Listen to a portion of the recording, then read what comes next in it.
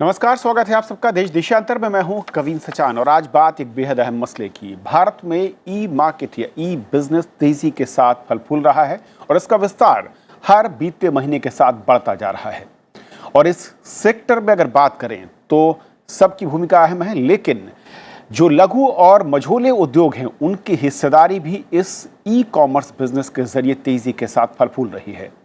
और जो आंकड़ा बताता है कि भारत में जो छोटे और मझोले उद्योग हैं उनका करीब 22% हिस्सा ई कॉमर्स के जरिए ही आज होता है और इसमें लगातार विस्तार की उम्मीदें और संभावनाएं दिखती हैं। और इसीलिए दुनिया की तमाम बड़ी ई कॉमर्स कंपनियां भारत में अपने प्रोजेक्ट्स का विस्तार कर रही हैं या फिर बड़े निवेश का ऐलान कर चुकी हैं। आज समझेंगे कि असल में किस तरीके से ई बाजार के चलते इस सेक्टर को फायदा पहुंच रहा है, क्या कुछ रास्ते अब तक हमने तय किए हैं, हर्डल्स क्या रहे हैं और बड़े निवेश के बाद इस सेक्टर की रीच दुनिया तक कैसे होगी और क्या वो बड़े जो फैक्ट्रियां हैं या बड़ी कंपनियां हैं उनके सामने खड़े हो पाएंगे इस ई कॉमर्स के टूल के सहयोग के साथ। हमारे साथ खास मेहमान चर्चा में शामिल हो रहे हैं। स्टूडियो में हैं माधवलाल जी हैं, former secretary MSME government of India से बहुत बहुत स्वागत है आपका। ए.के. भट्टाचार्य जी हैं, एडिटोरियल डायरेक्टर बिजनेस स्टैंडर्ड से, और रजनीश कुमार हैं, chief corporate affair officer Flipkart से। आप सभी का स्वागत है। शुरुआत में करना चाहूँगा माधव सर आपसे कि जो आंकड़े हैं और जिस तरीके से कहा जा रहा है कि करीब 80 बिलियन यूएसडी का मार्केट 2020 तक ई कॉमर्स मार्केट साइज है और इसमें जो 22% की करीब हिस्सेदारी आज के दौर में दिखती है वो इस लघु और छोटे उद्योगों का है। ये जो टूल है ई कॉमर्स का, ये कितना हेल्पफुल रहा है इस ग्रोथ में और खासकर इस सेक्टर को लेकर? देखिए, जैसे आपने कहा शुरू में कि एमएसएमई सेक्टर एक बहुत ही वसी और बहुत ही हेट्रोजेनस सेक्टर है। तो जहाँ तक इसकी ऑफिशियल डेफिनेशन है तो इसमें मैन्युफैक्चरर्स भी हैं और सर्विस एंटरप्राइजेस भी हैं। और अगर हम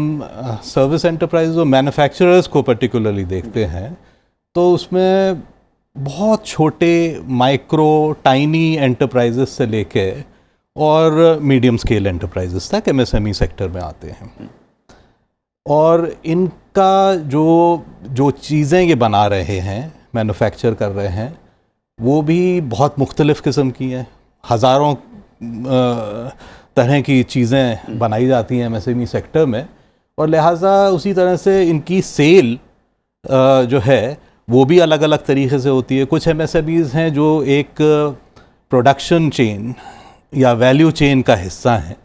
तो वो अपने नेक्स्ट ईयर के जो उनके ख़रीदार हैं उनको सामान बेचती हैं। अल्टीमेटली जैसे हम ऑटो कंपोनेंट्स वगैरह हैं तो वो ऑटोमोबाइल मैन्युफैक्चरर के पास चीज़ें पहुंचती हैं और वहाँ पे वो असेंबल होती हैं और उस तरह से उनकी एमएसएमई सेक्टर्स जो है पूरे एक वैल्यू चेन में शामिल होते हैं। मगर कुछ ऐसे हैं प्रोडक्ट्स जो डायरेक्टली रिटेल में जाते हैं। तो जिस तरह की भी एमएसएमई हो उसमें उनका एक बहुत बड़ा चैलेंज सेल्स से रहता है कि वो अपने प्रोडक्ट तो बनाएं मगर उनकी फ़रोख्त कैसे करेंगे। और इसमें क्योंकि आजकल अब कई साल से ई कॉमर्स आ गया है तो जैसे आपने कहा 20% जो है इनके प्रोडक्ट्स एमएसएमईज़ के ई कॉमर्स के ज़रिए जा रहे हैं। तो एक नॉर्मल सी मैं बात समझता हूँ कि एक टेक्नोलॉजी बेस्ड प्लेटफॉर्म्स हैं और उनके ज़रिए इनको मार्केटिंग की जनरली मेरे ख्याल में बहुत जो है एक्सपेंशन होने की पॉसिबिलिटीज़ पैदा हो गई हैं। ओके भट्टाचार्य सर, दो चीज़ें, क्योंकि जब कोई बड़ी कंपनियां, खास करके मैं एग्रीगेटर की बात करूं जिसमें दुनिया की बड़ी कंपनियां भारत में निवेश की बात कर चुकी हैं, ऐलान कर रही हैं, कोई 1 बिलियन की बात कर रहा है, कुछ दूसरी तरह के डेवलपमेंट की बात कर रहा है, इसका मतलब साफ है कि यहाँ का बाजार और यहाँ का जो प्रोडक्शन है वो बहुत अहम हो गया है। और एमएसएमई सेक्टर के लिए कहा यह जाता था कि उनके पास विज्ञापन और जो रीच है उस पर बहुत ज़्यादा खर्चा था। और जो आंकड़े इशारा कर रहे हैं कि करीब 60 से 80% की जो खर्चे थे, कॉस्ट थी, वो कम हुई है ई मार्केटिंग के ज़रिए या फिर इन एग्रीगेटर के चलते। तो क्या यही वजह है कि जो रीच है वो बहुत ज़्यादा बढ़ गई है इनकी और जो कॉस्ट है वो कहीं ना कहीं कंपेरेटिव हो रही है और कंज्यूमर को अट्रैक्ट कर रही है? देखिए, 2-3 चीज़ आपने बड़े बड़े मुद्दे उठाए हैं। पहली बात तो ये है कि जो बड़े बड़े प्लेटफॉर्म एग्रीगेटर जो हमारे देश में आ रहे हैं, इसका एक ग्लोबल इम्प्लीकेशंस भी है। क्योंकि ये बड़ी बड़ी कंपनियां चाइना में जाकर उतना अपना एक्सपैंड नहीं कर सक रही हैं, तो इंडिया उनके लिए सबसे बड़ा मार्केट वो मान रहे हैं। क्योंकि जिस तरह से वो इंडिया में वो ग्रो कर सकते हैं, वो उस तरह से वो देख रहे हैं कि चाइना में ग्रो करना उनके लिए मुश्किल होगा, क्योंकि चाइनीज़ जो गवर्नेंस स्ट्रक्चर है वो उनको इतना ज़्यादा इनकरेज नहीं कर रही है। तो उसी हिसाब से वो हमारे देश में आकर वो ज़्यादा अपना एक्सपैंड कर रहे हैं, और इसकी एक जो पोटेंशियल जो है वो एमएसएमई के साथ उनका नाता बांधकर वो पोटेंशियल एक्सप्लॉइट कर रहे हैं। और मैं ये मानता हूँ, जैसे आपने भी कहा कि 22 से 27% का पूरा जो ऑनलाइन जो है ये एक अच्छा नंबर है, पर मैं ये भी समझता हूँ कि ये हमारी जो पोटेंशियल जो है उससे काफ़ी कम है। क्योंकि ये भी दर्शाता है कि हमारी जो ऑनलाइन पेनिट्रेशन अभी भी इतनी नीची है कि सिर्फ 27% ही हम एमएसएमई के लिए ले सकते। जिस दिन हम 27 से 50% में जाएंगे, मैं ये समझता हूं कि एमएसएमई सेक्टर की एफिशिएंसी लेवल, आपने कहा कि 60 से 80% की कॉस्ट बेनिफिट होती है। इमेजिन एक सिचुएशन जहां पे एमएसएमई सेक्टर 27% से लेकर 50% तक पहुंच जाए, तब एमएसएमई सेक्टर की जो आप आर्थिक जो मजबूती होगी वो कितनी ज़्यादा होगी। तीसरी बात जो ये है कि ये जो एमएसएमई सेक्टर जो ऑनलाइन में जा रहे हैं, ये अपने बूते से नहीं जा रहे हैं। ये इनका जो एक नाता बड़े बड़े एग्रीगेटर प्लेटफॉर्म्स है, इसके ऊपर वो निर्भरशील हैं। तो समस्या अगर आती है या चैलेंजेस जो आएगी वो इस रिलेशनशिप के ऊपर आएगी कि उन एमएसएमई सेक्टर के जो ये एग्रीगेटर जो प्लेटफॉर्म्स हैं उनका रिलेशनशिप कैसा है। और उसके लिए एक बहुत बड़ा इशू है कि किस तरह का ये जो एग्रीगेटर हैं किस तरह का टेक्नोलॉजिकल टूल इस्तेमाल कर रहे हैं, एल्गोरिथम कौन सा इस्तेमाल कर रहे हैं। और सारी जो चैलेंजेस जो हमारे सामने आएगी एमएसएमई सेक्टर के ग्रोथ के ऊपर, सिर्फ वो अगर $1 बिलियन इन्वेस्ट, जैसे अमेजन ने अनाउंस किया है कि $1 बिलियन इन्वेस्ट करेंगे और $10 बिलियन की इंपोर्ट करेंगे ये एमएसएमई से, ये बहुत अच्छी बात है। पर हमें ये देखना है कि उनके पास अगर 1.5 से 2 मिलियन अमेजन पे कस्टमर्स हैं, एमएसएमई सेक्टर से हैं, 8,000 कारीगर उनसे यहाँ से काम करते हैं। ये ऐसे जो इतने लोग जो हैं 1.5 मिलियन यानी 12 लाख करीबन 12 से 15 लाख लोग जो एमएसएमई जो अमेजन से जुड़े हुए हैं, ये किस तरह से अमेजन उनसे डील कर रही है और उनका एल्गोरिथम कैसा है। वो अपने ही लोगों को ज़्यादा प्रेफरेंस दे रहे हैं या अपने ही लोगों को कम प्रेफरेंस दे रहे हैं। तो मैं ये मानता हूँ कि ये जो एमएसएमई सेक्टर का ग्रोथ जिसकी आपने जिक्र किया और चिंता भी प्रकट की, ये निर्भरशील होगा एक चीज़ के ऊपर, किस तरह से हम एक ट्रांसपेरेंट और एक ओपन एक रेगुलेशन की बात सोचें, जिससे कि मैं ये नहीं कह रहा कि कंपटीशन कमीशन आना चाहिए इसमें। कंपटीशन कमीशन का सवाल नहीं है, ये सवाल है किस तरह से एमएसएमई सेक्टर और ये जो एग्रीगेटर हैं इनका रिलेशनशिप किस दायरे से आप उनकी नियामक संस्था कैसी होगी, कहें कि आप भरोसे और रिश्ते की डोर है वो उसमें क्या कुछ रहेगा है, ये जरूरी है। ये बहुत बड़ी एक चैलेंज हमारे सामने आएगी अगले दिनों में। इस चैलेंज पर आऊंगा उससे पहले रजनीश जी, जिस तरीके से हम देख रहे हैं जो ई कॉमर्स कंपनियां हैं, एग्रीगेटर हैं, उनका रोल बढ़ रहा है, उनका दायरा बढ़ रहा है, उनका बाजार बढ़ रहा है, और आप लोग हमेशा ये दावा करते हैं कि एक बड़ी हिस्सेदारी आप उन छोटे उत्पादककर्ताओं को या फिर जो मझोले हैं उनको देते हैं। सवाल ये खड़ा होता है कि जो रिश्ता है जिसकी बात भट्टाचार्य सर ने कही, किस तरीके से इसको आप मजबूत कर रहे हैं। जो रेशियो है, चाहे वो फिर उनको अपने साथ जोड़ने का हो या फिर मुनाफे को बांटने का हो, इसमें वो ट्रांसपेरेंसी है जिसकी ज़रूरत है अगर रिश्ते को आप बढ़ाना चाहते हैं और बड़ा करना चाहते हैं। जी, भट्टाचार्य साहब ने और माधवलाल जी ने काफ़ी एलोकेंटली एक्सप्लेन किया है ये प्रोसेस। जैसा मैंने पहले भी पुराने कार्यक्रम में बताया है कि जो ई कॉमर्स है उसका ऑब्जेक्टिव और उसका जो स्कोप है एमएसएमईज के लिए वो बहुत ज़्यादा है। एटलीस्ट क्योंकि जो ये कंपनीज हैं जैसे फ्लिपकार्ट हुआ हमारा, मैं फ्लिपकार्ट की बात करूंगा, तो हमारा एक्सेस, हमारा कंज्यूमर इंसाइट्स विंग इतना स्ट्रांग है कि वो जो भी इंसाइट्स हैं मार्केट में, किस चीज़ की डिमांड है, किस वैल्यू पे, किस क्वालिटी पे कितनी प्रोडक्ट बिकेंगी, वो नॉलेज हम लोग ट्रांसपेरेंटली अपने सेलर्स के साथ में, एमएसएमई के साथ शेयर करते हैं, सो दैट उस जो भी डिमांड मार्केट में उभर रही है उसको हमारे एमएसएमईज उसको यूज कर पाएं और वो प्रोडक्ट हमारे यहाँ बेच पाएं। और जिस तरीके से माधव सर कह रहे थे रजनीश जी, जो रेशियो है, और सबसे अहम बात जो भट्टाचार्य से जिसका इशारा करें, जो चैलेंज होगा कि असल में किस तरीके से एसएमई सेक्टर जो उत्पादक हैं, छोटे मझोले यूनिट्स हैं, उनको कैसे मेन लाइन में आप जोड़ रहे हैं, कैसे उनके जो चैलेंजेस है क्वालिटी को लेकर या फिर प्रोडक्शन के साथ साथ उसकी प्राइसिंग को लेकर उसको आप मैच करा रहे हैं, उनमें इस तरह के एग्रीगेटर या ई कॉमर्स की भूमिका कितनी अहम रही है और किस दिशा में जाती हुई नजर आती है? मेरे ख्याल में भट्टाचार्य साहब ने और रजनीश जी ने दो बहुत अहम मुद्दे उठाए हैं कि इनका रिश्ता क्या है एग्रीगेटर्स के साथ, और दूसरा रजनीश जी ने कहा कि ई कॉमर्स के ज़रिए जो एक मार्केट के बारे में इंटेलिजेंस अवेलेबल हो रही है वो एक दूसरी ही लेवल की है। तो पहले तो मैं रिश्ते वाले इशू पे आता हूँ कि ई कॉमर्स से पहले भी एग्रीगेटर्स हमेशा से मार्केट में रहे हैं। अगर आप हैंडीक्राफ्ट सेक्टर को लें तो उसमें एग्रीगेटर इस तरह से काम करते थे कि रॉ मटेरियल देते थे, उसका प्रोडक्ट जो है आप लेते थे और फिर वो एग्रीगेटर्स फिर सेल किया करते थे। जनरली मतलब एक टिपिकल तरीका ये था। अब यहाँ पे क्या हो रहा है कि मतलब ये जो ई कॉमर्स में आ रहे हैं ये बेसिकली सेल के लिए आ रहे हैं और क्या प्रोडक्ट्स बनाए जा सकते हैं उसकी इंफॉर्मेशन दे सकते हैं। रॉ मटेरियल वाली चीज़ जो है वो अभी भी जो है वो एक उसके लिए क्या बंधन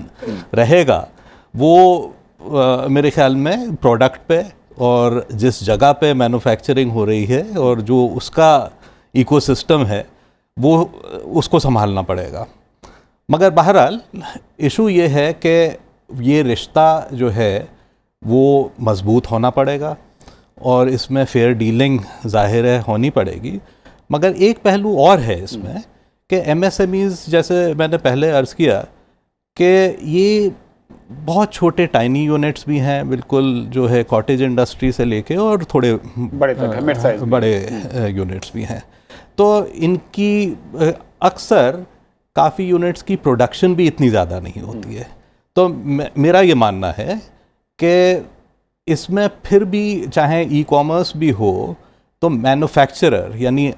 अगर आर्टिजन टाइप वो मैन्युफैक्चरर है और ई कॉमर्स प्लेटफॉर्म चलाने वालों के बीच में फिर भी सर्विस प्रोवाइडर्स का रोल मेरे हिसाब से रहेगा, जो कि शायद रजनीश जी बेहतर बता पाएंगे कि उनका क्या रोल है। मगर जो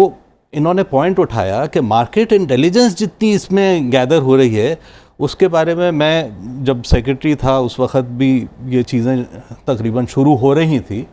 और इन प्लेटफॉर्म्स को जो चला रहे थे उनसे जितनी जानकारी हमें मिल पा रही थी गवर्नमेंट में या जो लोग एमएसएमईज़ को प्रमोट करने में जुड़े हुए थे वो बहुत फिनोमिनल किस्म की जानकारी थी। तो ये भी एक बहुत बड़ा मुद्दा है क्योंकि एमएसएमई सेक्टर में जनरली एक इंफॉर्मेशन एसिमेट्री हमेशा से रही है कि मार्केट के बीच में और प्रोड्यूसर के बीच में एक बहुत बड़ा गैप है। इसीलिए कई एमएसएमई जो है वो मॉडर्नाइज भी नहीं हो पाए, छोटे इदारे मॉडर्नाइज नहीं हो पाए क्योंकि उनको यही नहीं इल्म है कि मार्केट की क्या डिमांड है आजकल की। तो मेरे ख्याल में वो भी एक पहलू है जो कि इसके ज़रिए आहिस्ता आहिस्ता जो है थोड़ा सा वो एसिमेट्री दूर होने की चांसेस है अगर वो मंशा हो तो। भट्टाचार्य सर, ये जो दो चीज़ें आई हैं इसकी भूमिका और इसके चलते लाभ की बात करूं, मुनाफे की बात करूं या फिर मैं कहूं कि विस्तार की बात करूं, कहीं ऐसा तो नहीं है, आशंका ये भी है कि जो ई कॉमर्स कंपनियां हैं, एग्रीगेटर हैं, वो इसका सीधा लाभ लेकर अपना विस्तार तो कर रही हैं लेकिन उसका असल लाभ क्या वाकई उन प्रोड्यूसर्स तक पहुंच रहा है या पहुंचेगा? देखिए, इसमें हम ये नहीं कह सकते इस वक्त कि प्रॉफिट डाइवर्शन जिसकी आप शंका प्रकाश कर रहे हैं, प्रॉफिट डाइवर्शन का कोई इस वक्त कोई, क्योंकि इस वक्त जो हम देख रहे हैं कि प्रॉफिट डाइवर्शन के बजाय काफ़ी इन्वेस्टमेंट हो रहा है, और इन्वेस्टमेंट जो हो रहा है वो ज़्यादातर केसेस में इन्वेस्टमेंट जो एग्रीगेटर वो कर रहा है, क्योंकि एग्रीगेटर के लिए ये बहुत ज़रूरी है कि किस तरह से वो अपनी मार्केट रीच बढ़ाए और जो कस्टमर रीच उस तरह से वो बढ़ा सके। तो इस वक्त मैं ये नहीं समझता कि डर उस बात का है, पर डर ये हो सकता है अगले दिनों में कि जो इंटेलिजेंस की बात जो माधव लाल जी ने जो बात की, रजनीश जी ने कही, वो इंटेलिजेंस जो है वो किस जियोग्राफी में लोकेट कर रही है। ये एग्रीगेटर बहुत सारे इंटेलिजेंस अगर आप 8 लाख आर्टिजन से डील कर रहे हैं, अगर 2 मिलियन आपके 20 लाख आपके मर्चेंट्स हैं, तो इनके साथ जो सारा लेन देन हो रहा है, बातचीत हो रही है, उसके लिए एक बहुत ही, और सारे ऑनलाइन हो रही हैं सारी बात, ये एक बहुत बड़ा इम्पॉर्टेंट डेटा कलेक्शन है। सवाल ये है कि इस डेटा कलेक्शन का एक्सेस किसके पास है और किसके लिए, और तो एक सवाल ये आएगा कि सरकार या लोकल रेगुलेटर क्या उस डेटा को एक्सेस कर सकेगी, क्या लोकल हमारी सरकार उस जो डिस्काउंटिंग जो बात जो है, एक डीप डिस्काउंटिंग का भी एक सवाल आया है कि आप कितने डिस्काउंट किस तरह से वे कैसे दे रहे हैं, इसमें पारदर्शिता की बहुत सख्त ज़रूरत है। मैं ये समझता हूँ कि जब तक एक पारदर्शिता पूर्वक ये डेटा का एक्सेसिंग उपलब्ध हो, तब तक मुझे लगता है कि ये चैलेंज बना रहेगा। और अगर हम देखें कि एमएसएमई सेक्टर 27% से 50% शेयर आ गया, उनकी ग्रोथ हो रही है, वो $10 बिलियन एक्सपोर्ट कर रहे हैं एक एग्रीगेटर की तरह, ये अच्छी बात है। पर अगर हम लॉन्ग टर्म ग्रोथ देखेंगे, लॉन्ग टर्म ग्रोथ तभी मेरे ख्याल से हम एश्योर कर सकते हैं जब हम ये सारे रेगुलेशन की बात करें और ये सारे जो टर्म्स, जो रिश्ता जो है वो पूरी तरह से ट्रांसपेरेंट तरीके से पारदर्शिता पूर्णक हो।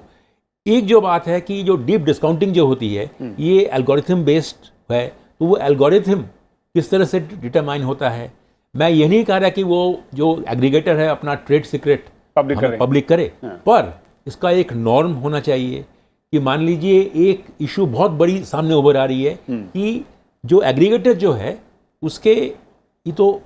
20 लाख इसके मर्चेंट्स हैं, और उसके साथ साथ एक बड़ा मर्चेंट इनका भी अपना भी है। ना किस तरह से जो प्राइस डिस्कवरी हो रही है या रिलेशनशिप जो हो रही है वो अपने कंपनी के साथ कैसा हो रहा है और बाकी 20 लाख लोगों के साथ कैसा हो रहा है। राइट सर, मैं ये नहीं कह रहा कि जो एग्रीगेटर का राइट नहीं है अपने डिटरमाइन करे हुए किस तरह से उनका रिलेशनशिप हो, पर इस रिलेशनशिप के जो आयाम जो हैं इसमें पारदर्शिता होनी चाहिए। ये बहुत बड़ा एक मुद्दा सामने आएगा। रजनीश जी, अगर आप सुन पा रहे हो, मैं चाहूंगा एक बार फिर से कोशिश कर रहा हूं, जो बात भट्टाचार्य सर ने कही, अगर उसके बारे में कुछ आप कह सकते हो कि एग्रीगेटर की भूमिका किस तरीके से है, और जो इंटेलिजेंस आपके पास आते हैं, जो आंकड़े आ रहे हैं, क्या उसकी शेयरिंग बाकी जो दूसरे प्रोड्यूसर हैं उनके पास जा सकती है, सरकार के पास, या फिर एमएसएमई सेक्टर के पास? शायद उन तक आवाज़ नहीं जा पा रही। लाल साहब, दो चीज़ें हैं। पहली चीज़ तो ये जो कहा कि उस आंकड़े या उन आंकड़ों के जरिए मदद मिल सकती है इस सेक्टर को ऊपर लाने में, इसको कैसे देखा चाहिए? क्या इसके लिए रूल या फिर कुछ, मैं कहूँ ट्रांसपेरेंसी को लेकर कुछ है या उसे बनाने की ज़रूरत है? और दूसरा ये कि क्या ई बाज़ार के ज़रिए अब एक किसी लोकल गांव का प्रोडक्ट वो अब दुनिया के किसी शहर तक पहुंच, जो बनाने का सपना था, वो पूरा होता दिख रहा है? और इसके चलते जो एक्सपोर्ट ओरिएंटेशन की बात आप लोग लगातार या डिपार्टमेंट करता था, उसमें एक बड़ा, मैं कहूँ, मील का पत्थर ये हो सकते हैं एग्रीगेटर। तो आपका दूसरा सवाल मैं पहले कहूँगा कि जो मार्केट रीच बहुत ज़्यादा बढ़ सकती है, पोटेंशियल है, वो जाहिर है। कुछ ऐसे क्लस्टर्स हैं एमएसएमई के जहाँ पे वो इसका ऑलरेडी बहुत फ़ायदा उठा रहे हैं, और ऐसे मतलब कहानियाँ हैं जहाँ पे एक छोटा प्रोड्यूसर ने अमेरिका में ट्रैक्टर का पार्ट, कोई लाइट उसकी, जो कि कहीं दुनिया में और कोई उसके लिए स्पेसिफिक बनाने को नहीं तैयार था, तो वो उन्होंने बना के सप्लाई की वहाँ पे। तो ये नीश आइटम्स जो हैं वो एमएसएमईज बना सकती है और वो इस तरह से अपनी रीच को बढ़ा भी रहे हैं। तो इसमें तो कोई दो राय नहीं है कि एमएसएमईज के लिए ये एक बहुत बड़ा बून है। और जहाँ तक सरकार की अपनी नीति थी उसमें एमएसएमईज को डिजिटाइज करना, उनको ऐसे प्लेटफॉर्म्स पे आने के लिए एनेबल करना, ये पॉलिसी तकरीबन मेरे ख्याल में 2008 से तो चली रही है एमएसएमई मिनिस्ट्री के ज़रिए। तो इसमें मुझे कोई शंका भी नहीं है। जो दूसरा इशू है कि वो जो इन्फॉर्मेशन इनके पास अवेलेबल हो जाएगी, जो डेटा है इनके पास, उसको ये किस हद तक शेयर करने को तैयार है। मतलब इसका कोई आसान जवाब नहीं है। पहले तो उस डेटा को लेने वाले बनने चाहिए, उसको सरकार में पॉलिसी पर्पसेस के लिए अगर कोई इस्तेमाल करना चाहे तो मेरे ख्याल में अभी ऐसी सूरत हाल नहीं है कि उसके बारे में इंफॉर्मेशन मांगने पे ना मिले, मगर उसको किसी रेगुलेशन के ज़रिए जो है ऐसे प्लेटफॉर्म्स को कंपेल किया जाए, इसमें तो काफ़ी सोच विचार करने की ज़रूरत है। मैं तो कहूँगा कि from MSME point of view इस वक्त ये एक अच्छी चीज़ है। इसका ऑब्जेक्शन जो है बेसिकली जो ऑलरेडी फिज़िकल एग्रीगेटर्स थे उन पर असर पड़ रहा है। एमएसएमईज़ के ऊपर मेरे ख्याल में जनरली इसका असर नहीं है। बड़े सर एक आखिरी कमेंट में चाहूँगा कि जो मेक इन इंडिया और उसके ज़रिए एक्सपोर्ट की बात हो रही है और जिसमें पोटेंशियल इस सेक्टर के बारे में कहा जाता है कि बहुत नायाब और बहुत ज़्यादा है, जिसका जिक्र आपने भी पहले किया। अब सवाल है कि उस लेवल पर अगर हम जाना चाहते हैं, एक्सपोर्ट लेवल पर, फिर क्या चैलेंजेस हैं और कहाँ पर ज़्यादा फोकस करने की ज़रूरत होगी? देखिए, एक तो है कि जो लेबर मार्केट की जो फ्लेक्सिबिलिटी उसकी बहुत सख्त ज़रूरत है। जो 4 नए लेबर कोड आए हैं उसमें थोड़ी बहुत फोकस आई है, पर मैं समझता हूँ कि और भी ज़्यादा फोकस जो contract labour with labour protection, labour rights protection, क्योंकि जो काफ़ी ऐसे इंडस्ट्रीज जो हैं वो सीजनल हैं, स्पेशली एमएसएमई में, उनके लिए ये कॉन्ट्रैक्ट लेबर या फिक्स टर्म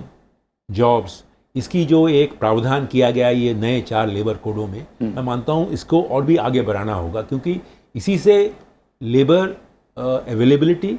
और लेबर फ्लेक्सिबिलिटी जो है वो बहुत बड़ी चीज़ है। और दूसरी बात जो ये है कि ये रोल मैं मानता हूँ कि सरकार की थोड़ी है और ये बड़े बड़े एग्रीगेटर की भी है। ये है कि प्रोडक्टिविटी गेन्स किस तरह से इंश्योर किया जाए, और इसके लिए चाहिए थोड़ी बहुत investment in training and reskilling, क्योंकि ये दोनों चीज़ में अगर हम ज़्यादा ध्यान न दें, मैं समझता हूँ कि ये जो गोल जो है एमएसएमई का, जो एग्रीगेटर के ज़रिए सारे विश्व में हमारी एक्सपोर्ट मार्केट में वृद्धि होगी, मैन्युफैक्चरिंग सेक्टर में वृद्धि होगी, मेक इन इंडिया का एक प्रमोशन होगा, तो अगर हम productivity gains through skilling and reskilling, training, और दूसरी ओर जो लेबर मार्केट का जो और भी शिथिलीकरण जिसे हम कह सकते हैं, ये जब तक ना होगा, मैं मानता हूं कि इसके सारे जो नए ई कॉमर्स के जो अपॉर्चुनिटीज जो हैं उसको पूरी तरह से हासिल करना डिफिकल्ट हो सकता है। ई कॉमर्स में भी मतलब हम एक तो बहुत बड़े एग्रीगेटर्स और ई कॉमर्स प्लेटफॉर्म्स की बात कर रहे हैं, शायद वो जहन में है हमारे, और उनके लिए मैं समझता हूँ कि वो कुछ एक किस्म के प्रोडक्ट्स हैं और प्रोड्यूसर्स हैं जिनके साथ शायद वो ज़्यादा डील करेंगे, मगर एमएसएमई सेक्टर में काफ़ी नीश आइटम्स भी हैं। मतलब जिसमें मैं गिनती सारे हैंडीक्राफ्ट्स की, हैंडलूम्स टाइप ऑफ आइटम्स की करूँगा। तो ई कॉमर्स बाय डेफिनेशन उसके ये मायने भी नहीं है कि ये बहुत बड़े और सारे, मतलब है उसमें इलेक्ट्रिकल आइटम्स भी बिक रहे हैं और आपके हैंडलूम के भी बिक रहे हैं, और ज़रूरी नहीं है। ई कॉमर्स जो है इस वक्त नीश आइटम्स के लिए अलग से हो रहा है, छोटे छोटे प्लेटफॉर्म्स हैं जो वो कर रहे हैं। तो ये एक पूरा एक इकोसिस्टम है जिसमें ई कॉमर्स के भी बड़े प्लेटफॉर्म्स हैं, कुछ नीश प्लेटफॉर्म्स हैं। तो इस तरह से मेरे ख्याल में ऑन द होल ये भी एक डेवलपिंग मार्केट है। चलिए, और इसका फ़ायदा कहीं ना कहीं ज़रूर मानना पड़ेगा, जैसे कि एक्सपर्ट कह रहे हैं कि एमएसएमई सेक्टर को मिला है, उसकी रीच ज़्यादा हुई है, उसकी सेल ज़्यादा हुई है, और ये भी देखना अहम होगा कि क्या